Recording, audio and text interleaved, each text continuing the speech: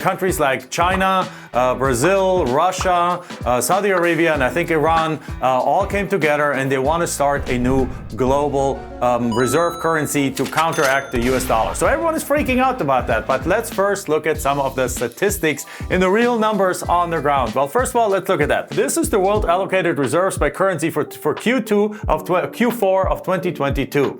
If you look at that, this is basically the big blue part here is the US dollar. So the US dollar right now accounts for 58.36% of all the world reserve money out there. So basically more than half of the world, almost 60% of the world, uses the US dollar as a reserve currency to back up for trades, international trades and things like that. The second one highest is the euro at 20.47%. So together those two make 78% of all the money. Then we add in a little bit of the another, what was that, 5.5% of the pound sterling in England, another 4.95% of the Japanese yen, and we are at 89% of all the money. Where is the Chinese money that is supposed to be the big threat? And where's the other ones? Well, the Chinese one is right here. The Chinese money is right there in gray at 2.69%.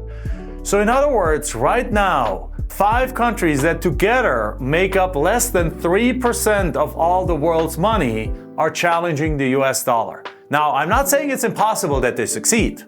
What I'm saying is that there's no reason to freak out right now because those 3 together make almost nothing of the world currency. Now, you might say, okay, Jack, but if they start trading all the oil and all those things now in the Chinese money or the Russian money, that will be smaller. Yes, you're right, but it's not going to eat it all up because oil is not the entire world economy. There is tons of other products going on there. Also, the second factor is let's look at those names again of those countries. China, Russia, Saudi Arabia, and Iran, and Brazil. Which of those do you really trust to have their ducks in a row, to have proper fiscal policies, to have non-corruption, to have proper rules of law, and that you can, if you challenge something, actually you can be successful? None of them, guys. The US role as the world reserve currency is based on the trust that the world has in the United States based on its rule of law, based on its constitution, based on its standards of operation as a market economy, and based on also its ability to be the world's policeman and make sure that not all hell breaks loose around the world.